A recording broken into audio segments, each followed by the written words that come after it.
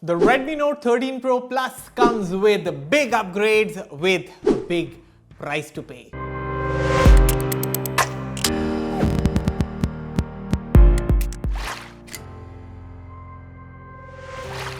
You know, after using this phone for a few days, I won't deny it that this one looks absolutely fire in black, just like she does.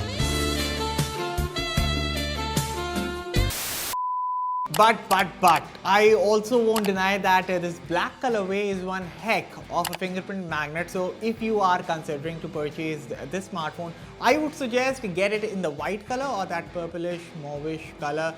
But before that, the main question arises, is this phone worth the purchase?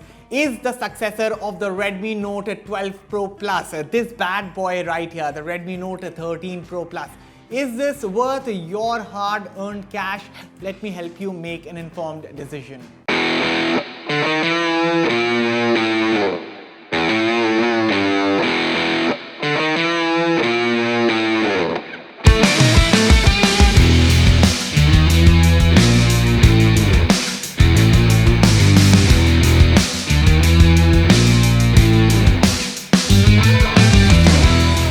Hello everyone, I'm Aniya of Fiber by India Today and welcome to my full review of the Redmi Note 13 Pro Plus in this gorgeous black colorway. But of course, before I tell you all the good and bad about this smartphone, consider hitting that red subscribe button if you haven't already, and also turn on the bell so that you don't miss any of our latest updates. With that said, let's get started. Now I know that I've already talked about the design and build of this phone in my first impressions video. If you haven't watched that one, you can check it out right here. So for this review video, I will actually talk about what impressed me. So undeniably, the Note 13 Pro Plus is still a heavy phone, but on paper, they managed to shave off 4 grams, all while including a metal and glass build versus the plastic and glass on 12 Pro Plus, along with having an IP68 rating. This is a huge plus, no pun intended, if you know what I mean. Okay, apart from this, gone is the boxier nature of the past and welcome the curve front and back. I mean, don't you just hate it when your phone starts to look like SpongeBob?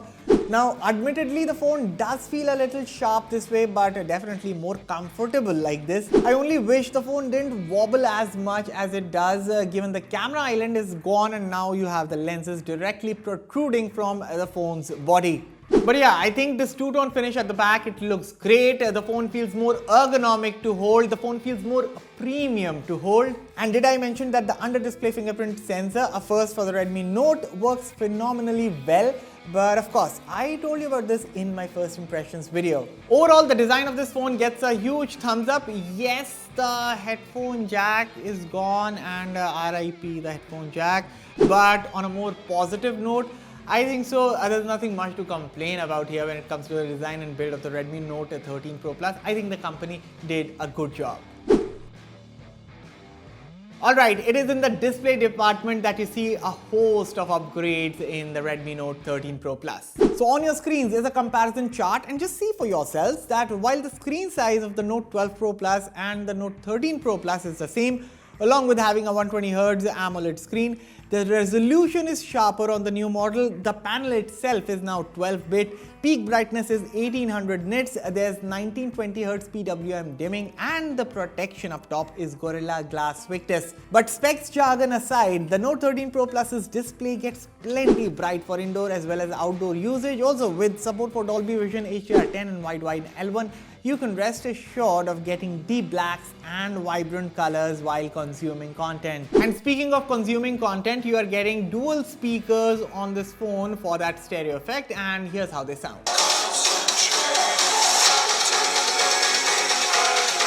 Take podcast सबका मालिक take जो हम हर हफ्ते करते हैं, अमन ने बता दिया कि वो अभी भी है. So as you heard, there's no denying that the Redmi Note 13 Pro Plus is quite loud when it comes to the audio output. Now of course, I did feel that there was some mild distortion, but say if you keep the volume at around 80%, I think so that would be a good balance between loudness and clarity. The Redmi Note 13 Pro Plus is powered by the MediaTek Dimensity 7200 Ultra chipset. My unit here has 12GB RAM and 256GB storage. These are indeed LPDDR5 RAM and UFS 3.1 storage respectively, so another upgrade over the Redmi Note 12 Pro Plus, which had LPDDR4X RAM and UFS 2.2 storage. And these upgrades also show up in benchmark scores, something that you can easily see in the Geekbench scores of both the 12 Pro Plus versus the new 13 Pro Plus. I am particularly impressed by the Antutu scores here, which show a significant jump over that of the Redmi Note 12 Pro Plus's score. However, in hindsight, these benchmark scores are still not great benchmark scores, because considering this phone competes with the likes of, say, a Poco F5 or an iQOO Neo 7 Pro. So in that case, I feel the benchmark scores could have been better. But the main question is, what about the real world performance? Well, that is where this phone brings its A game. First up, software wise, there's MIUI 14 atop Android 13, and while MIUI is all fun and dandy, it is loaded to the brim with features and whatnot. The amount of bloatware is crazy here. The good thing is that whatever you don't need, you can still uninstall, so that is there. But apart from this con, MIUI 14 coupled with the Dimensity 7200 Ultra, the performance that you get, guys, here is optimized, fast and snappy. Anyone familiar with the UI will feel right at home with the customizations, animations and transitions. Thermal management is pretty great even after you put a ton of load on this thing. Now, this could also be because of the winters in New Delhi, but whatever the case, even after playing Call of Duty Mobile for a straight 1.5 to 2 hours, the Note 13 Pro Plus held its own and gave a sustained performance. Now, would it have been better if Redmi used the Snapdragon 7 Plus Gen 2 processor on the Note 13 Pro Plus like the Poco F5, or even the Dimensity 9000 like the Note 3? Maybe yes, for that extra raw power. But as I said, MIUI 14 coupled with the Dimensity 7200 Ultra chipset, and the end result is that you get a phone that feels and runs smooth, and it is plenty smooth actually for a mid-range device. So in the end, if everything's optimized, then that is what really matters. The Redmi Note 13 Pro Plus features a 5000 mAh battery under the hood, and for most users with moderate to average phone usage, the Note 13 Pro Plus battery will easily last a full day on a single charge. However, heavier users like gamers or someone who uses the camera a lot might need to top up by the end of the day. The good news is that the charging on this phone is incredibly fast. Now, Redmi claims a full charge takes about 19 minutes using the supplied 120-watt charging brick. However, in my testing, time and again, the phone took 23, sometimes 24 minutes to fully charge. Basically, a 0 to 100% full charge takes about 25 minutes. Not exactly what Redmi claims, but still very fast. And the good thing is that you still get the charger in the box. The Redmi Note 13 Pro Plus still features a 200 megapixel resolution primary camera, but this time around it's the new Samsung HP3 image sensor. This is coupled with an 8 megapixel ultra wide angle camera and a 2 megapixel macro camera.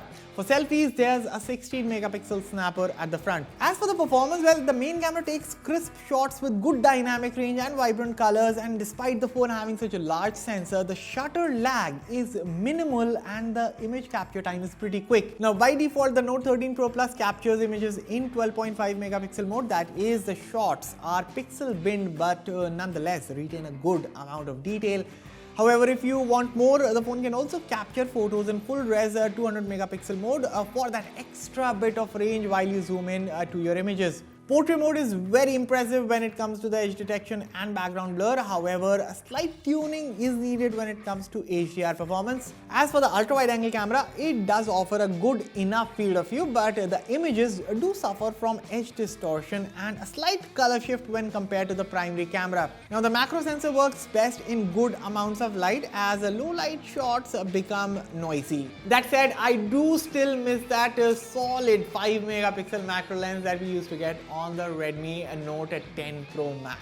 Moving on, the Note 13 Pro Plus's camera shines at night, revealing details in shadows without excessive noise. However, night mode softens images slightly, but highlights are well controlled.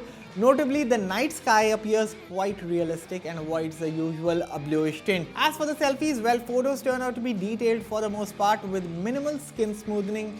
but skin tones sometimes can be a hit or a miss. So this right here is the 4K 30 FPS video sample being shot on the Redmi Note 13 Pro Plus. This is the max this phone can shoot, and this is the kind of quality that you get. So one slight nitpick that I would like to add here is that while recording, when there is movement, there is a slight bit of that jitter that you can find in the colors, but on a whole, the colors look quite natural out of the phone's camera. What do you think about the stabilization? Right now I'm moving backwards. In fact, Imam should walk in the other direction, but yeah, this is what it looks like. And how does my audio sound? And what do you find? How do you think of the overall quality? Let me know all your thoughts in the comments. And next up is the selfie video. And this is the 1080p 30 FPS video sample shot on the Redmi Note 13 Pro Plus. Again, this is the max this phone can shoot. Of course, I would have loved if there was 4K recording at the front, just for bragging rights, of course. Not many people shoot 4K videos from the front camera. But of course, 1080p also does a pretty fine job. Stabilization is also quite good. Colors also look nice. Skin tones a little artificial, but I like the overall quality.